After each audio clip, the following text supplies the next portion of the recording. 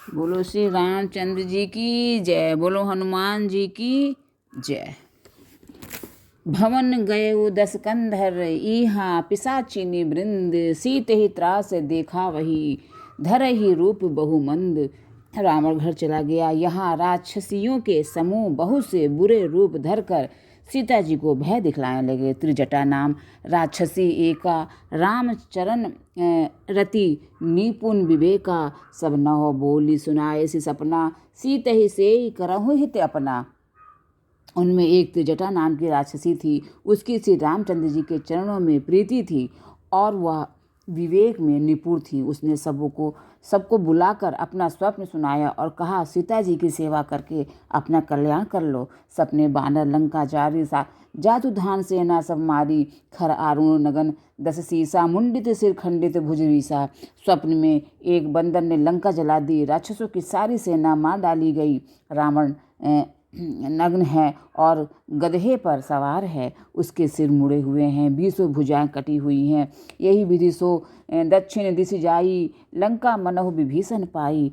नगर free Raghubir दुहाई, तब प्रभु सीता बोली पठाई। इस प्रकार से वह दक्षिण दिशा को जा रहा है और मानो लंका विभीषण ने पाई है। नगर में श्री रामचंद्र जी की दुहाई फिर गई। तब प्रभु ने सीता जी को बुला भेजा। यह सपना मैं कहूँ पुकारी, होई ही सत्य गए दिन चारी। तासु बचन सुनते सब डरी, जनक सुता के चरणन ही परी। मैं पुकार कर कहती हूँ कि यह स्वप्न 4 दिनों बाद सत्य होकर रहेगा। उसके वचन सुनकर वे सब राक्षसियाँ डर गईं और जानकी जी के चरणों पर गिर पड़ीं। जह तह गई सकल तब सीता कर मन सोच, मास दिवस बीते मोही मारी ही निसीचर पूछ। तब वे सब जहाँ तहाँ चली गईं। सीता जी मन में सोच करने लगी कि 1 महीना बीत जाने पर निज राक्षस रावण मुझे मारेगा। त्रिजटा सन बोली कर जोरी, मातु विपत्ति संगिनी मैं तोरी। मैं मोरी तजौ दे करूँ बेगी उपाई, दूसरे बिरहु अब नहीं सही जाई। सीता जी हाथ जोड़कर त्रिजटा से बोली कि हे माता, तू मेरी विपत्ति की संगिनी है, जल्दी कोई ऐसा उपाय कर जिससे मैं शरीर छोड़ सकूं। विरह असह हो चला है, अब यह सहा नहीं जाता। आनी काठ रचु चिता बनाई, मातु अनल पुनि दे ही लगाई। सत्य करही मम प्रीत सयानी, सुने को श्रवण सूल संबानी।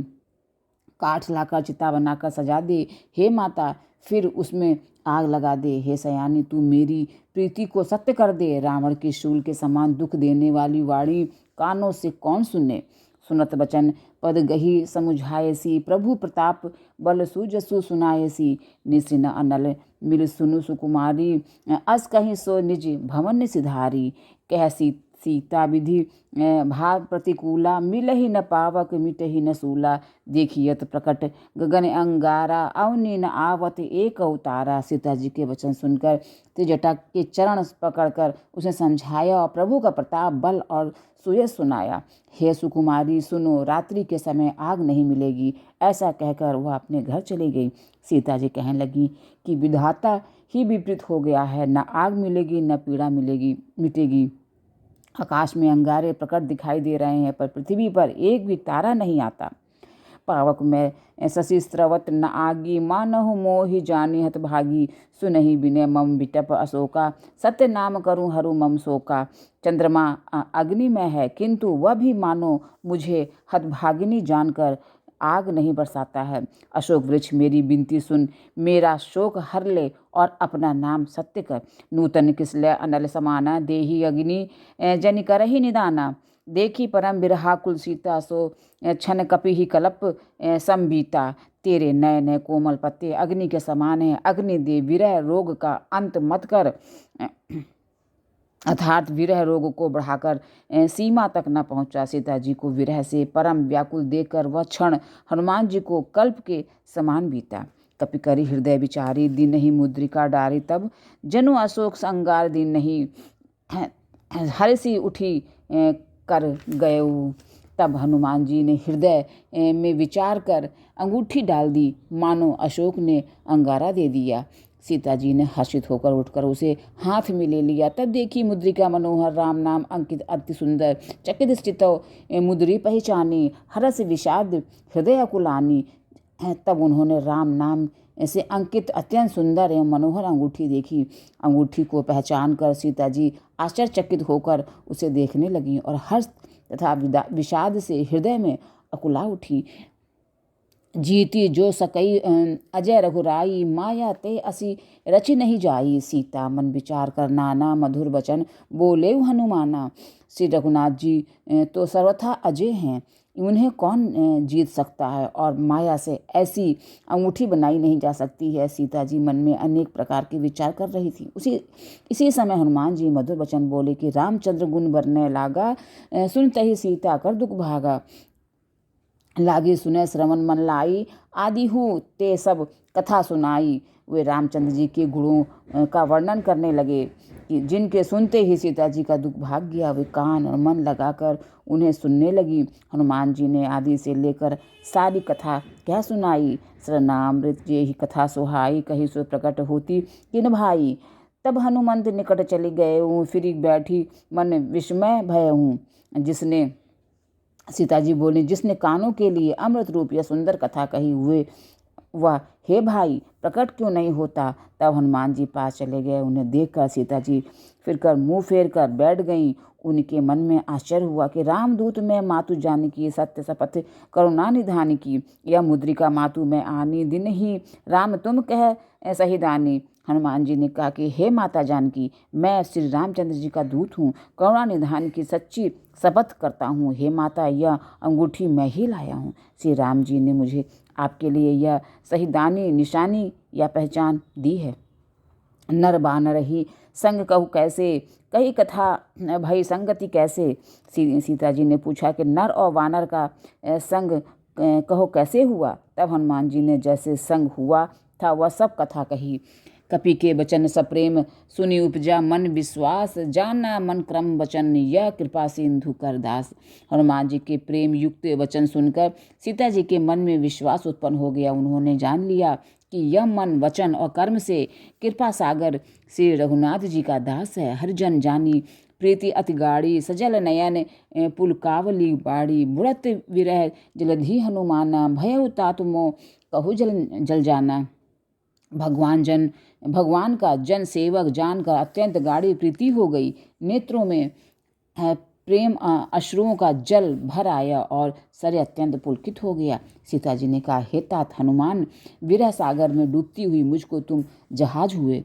अब कहूँ कुशल जाऊं बलिहारी, अनुज सहित सुख भवन सखरारी। कोमल चित कृपाल रघुराई, कपि के ही हेतु धरी निठुराई। मैं बलिहारी जाती हूँ, अब छोटे भाई लक्ष्मण जी सहित खर के शत्रु सुख धाम प्रभु का कुशल मंगल कहो। श्री रघुनाथ जी तो कोमल हृदय और कृपालु हैं, फिर वे हनुमान उन्होंने किस कारण यह निष्ठुरता धारण कर ली है। सहज बानी सेवक सुखदायक, कबहु सुरति करत रघुनायक। कबहु नयन मम शीतल ताता, होई ही निरखी श्याम मृदु गाता। सेवक को सुख देने वाला उनकी स्वाभाविक बान है। वे श्री रघुनाथ जी क्या कभी मेरी भी याद करते हैं। हे तात, क्या कभी उनके कोमल सांवले अंगों को देखकर मेरे नेत्र शीतल होंगे। वचनु न आव नयन भरे बारी, अह नाथ हो निपट बिसारी। देखी परम बिरहाकुल सीता, बोला कपि मृदु वचन विनीता। मुँह से वचन नहीं निकलता, नेत्रों में विरह के आंसुओं का जल भर आया है। बड़े दुख से वो बोली कि हे नाथ, आपने मुझे बिल्कुल ही भुला दिया। सीता जी को विरह से परम व्याकुल देखकर हनुमान जी कोमल और विनीत वचन बोले कि मातु कुशल प्रभु अनु समेता, तब दुख दुखी के सुकृपा निकेता। जनी जननी मानहु जिये ऊना, तुमते प्रेम राम के दूना। हे माता, सुंदर कृपा के धाम प्रभु भाई लक्ष्मण जी के सहित शरीर से कुशल हैं, परंतु आपके दुख से दुखी हैं। हे माता, मन में ग्लानि न मानिए, मन छोटा करके दुख न कीजिए। श्री रामचंद्र जी के हृदय में आपसे दूना प्रेम है। रघुपति कर संदेशु अब सुनु जननी धरि धीर, अस कहीं कपि गदगद भयउ भरे विलोचन नीर। हे माता, अब धीरज धरकर श्री रघुनाथ जी का संदेश सुनिए। ऐसा कहकर हनुमान जी प्रेम से गदगद हो गए, उनके नेत्रों में जल भर आया। कहूँ राम वियोग तब सीता, मो कहू सकल भय विपरीता नवतरु किसलय मनहु किसानु काल निशासम निशि शशि भानु। हनुमान जी बोले कि श्री रामचंद्र जी ने कहा है कि हे सीते, तुम्हारी वियोग में मेरे लिए सभी पदार्थ प्रतिकूल हो गए हैं। वृक्षों के नए नए कोमल पत्ते मानो अग्नि के समान है, रात्रि काल रात्रि के समान, चंद्रमा सूर्य के समान। कुबलय विपिन कुंत बन सरीसा बारिद तपत तेल जनु बरीसा। जे हित करे करत ते ही पीरा, उरग श्वास सम त्रिविध समीरा। और कमलों के वन भालों के वन के समान हो गए हैं। मेघ मानो खौलता हुआ तेल बरसाते हैं। जो हित करने वाले थे वे ही अब पीड़ा देने लगे हैं। त्रिविधि वायु सांप के श्वास के समान हो गई है। कहे हूँ ते कछु दुख घटी होई, काहि कहो यह जान न कोई। तत्व प्रेम कर सम मम अरु तोरा, जानत प्रिय एकु मनु मोरा। मन का दुख कह डालने से भी कुछ घट जाता है, पर कहूँ किससे, यह दुख कोई जानता नहीं। हे प्रिय, मेरे और तेरे प्रेम का तत्व एक मेरा मन ही जानता है। सो मनु सदा रहत तो ही पाही, जानु प्रीति रसु इतने ही माही। प्रभु संदेशु सुनत वैदेही, मगन प्रेम तन सुधि नहीं तेही। और वह मन सदा तेरे ही पास रहता है। बस मेरे प्रेम का सार इतने में ही समझ ले। प्रभु का संदेश सुनते ही जानकी जी प्रेम में मग्न हो गईं। उन्हें शरीर की सुध न रही।